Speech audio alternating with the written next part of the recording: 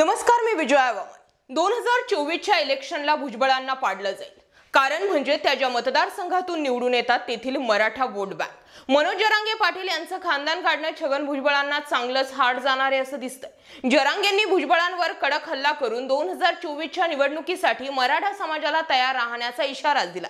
भुजबळांनी आता घरातच गप्प राहावं असा सल्ला दिल्यानं पुढील विधानसभा निवडणुकीत खरोखर लोक छगन भुजबळ यांना घरी बसवतील का, अशा चर्चा आता का सुरू झाल्यात? 2004 सालापासून येवला लासलगाव विधानसभा मतदारसंघात छगन भुजबळ हे प्रतिनिधित्व करतात। छगन भुजबळ यांच्या येवला विधानसभा मतदारसंघात तब्बल 60% मराठा समाजाची मतं आहेत, तर 30% ओबीसी समाजाची मतं आहेत। त्यामुळे जरांगे पाटील यांच्याशी छगन भुजबळांनी घेतलेला पंगा त्यांना येत्या विधानसभा निवडणुकीमध्ये शेकणार म्हणजे शेकणारच असं चित्र दिसू लागलं। मराठा आरक्षणावरून मनोज जरांगे पाटील यांनी महाराष्ट्राची हवा पालटलेली आहे। पुढील लोकसभा आणि विधानसभा निवडणुकीतही हा मुद्दा कळीचा ठरणार आहे। जरांगे पाटलांनी सांगितलंय, मुदत संपल्यानंतर 15 मिनिटं सुद्धा मी सरकारला देणार नाहीये। यावरून जरांगे पुढे काय करू शकतात हे दिसतंय। जरांगे पाटील यांनी मराठ्यांना ओबीसीतून आरक्षण देण्यात यावं अशी मागणी केल्यानं साहजिकच राज्यातील ओबीसी चेहरा असलेले छगन भुजबळ यांनी या मागणीला कडाडून विरोध केला। नुसता विरोधच नाही, तर मनोज जरांगे पाटलांनी शनिवारी अंतरवाली सराटी येथे घेतलेल्या सभेच्या खर्चावर देखील प्रश्नचिन्ह उपस्थित केलं। मनोज जरांगे पाटील हे कोणाचं खातात अशी टीका भुजबळांनी केलेली होती। स्वभावाप्रमाणे जरांगे पाटलांनीही भुजबळांना तोडीस तोड उत्तर दिलंय। छगन भुजबळांनी मराठ्यांना विरोध करू नये, मराठ्यांचे उपकार फेडण्याची भुजबळांना ही नामी संधी असल्याचं त्यांनी ठणकावून सांगितलंय। म्हणजे एवढी वर्ष भुजबळ हे आपल्या मतदारसंघातून मराठ्यांच्या मतामुळेच निवडून येत असल्याचं त्यांनी अप्रत्यक्षरित्या बोलूनही दाखवलंय। भुजबळांना आपण सभेचा हिशोब नक्की देणार असं सांगत त्यांनी आता घरी गप्प बसण्याचा सल्लाही जरांगे पाटलांनी आपल्या खास मराठवाडी भाषेमध्ये दिला। अजित पवारांनी भुजबळांना समज देण्याचा आणि त्यांना सभेत काय बोलायचे ते बोलून दाखवलंच होतं, परंतु मराठा आरक्षणाच्या मुद्द्यावरून जरांगे पाटलांना मराठा समाजाचा उत्स्फूर्त प्रतिसाद मिळतोय। अशाच भुजबळांनी जरांगे पाटलांशी वाद घातल्यामुळे खुद्द भुजबळांच्या मतदारसंघातील मराठा मतदारही त्यांच्यावरती आता नाराज असल्याचं बोललं जातंय। भुजबळांच्या येवल्या लासलगाव मतदारसंघात थोडे ना थिडके नव्हे, तर तब्बल 60% मराठा मतदार आहेत। जरांगे पाटलांच्या मुद्द्यावरून भुजबळांनी मराठा समाजाची स्वतःवर नाराजी ओढावून घेतली आहे। त्यामुळे येती विधानसभा भुजबळांसाठी वाटते तेवढी सोपी नक्कीच राहणार नाही।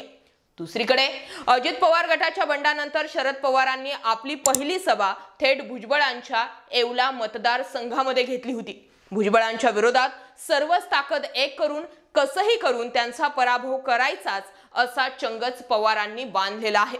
त्यासाठी त्यांनी भुजबळांच्या मतदारसंघातील काही लोकांना आपल्याकडे वळवण्याचा प्रयत्न केला। एकीकडून शरद पवार आणि दुसरीकडून आता मनोज जरांगे पाटील। शरद पवार भुजबळांविरोधात मराठा कार्डचा वापर करू शकतात। येवला लासलगाव मतदारसंघात माजी आमदार मारुतराव पवार यांचे सुपुत्र संभाजी पवार, माणिकराव शिंदे हे मराठा नेते भुजबळांना पळताभुई थोडी करू शकतात। भुजबळांच्या विरोधात मराठा उमेदवार दिल्यास भुजबळांविरोधातील मराठा समाजाची नाराजी प्रतिस्पर्धी उमेदवाराच्या पथ्यावर पडू शकते। या सर्व शक्यता लक्षात घेता भुजबळांना पहिले राष्ट्रवादीतील बंड आणि नंतर मनोज जरांगे पाटील यांचा विरोध हे दोन्ही विषय चांगलेच हार्ड जाणार असं चित्र दिसतंय। एकंदरीतच काय, तर 24चं इलेक्शन भुजबळ जिंकतील की त्यांना पाडलं जाणार यावर आता चर्चा सुरू झालेली आहे।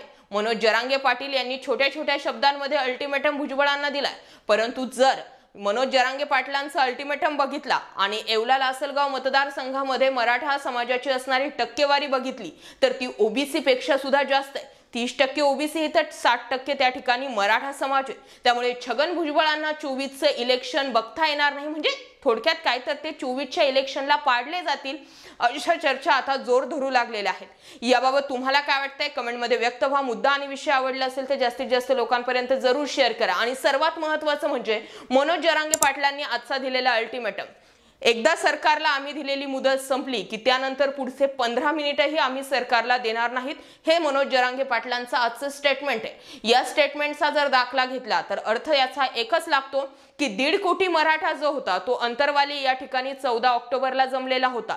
याचाच अर्थ असा की आता मनोज जरांगे पाटलांनी जर सांगितलं की आपापले मराठा आमदार जे आहेत त्यांना पाडा, तर ते पडू शकतील का? कमेंट करा। मुद्दा विषय पटला हो द्या शेअर। जय महाराष्ट्र पब्लिक।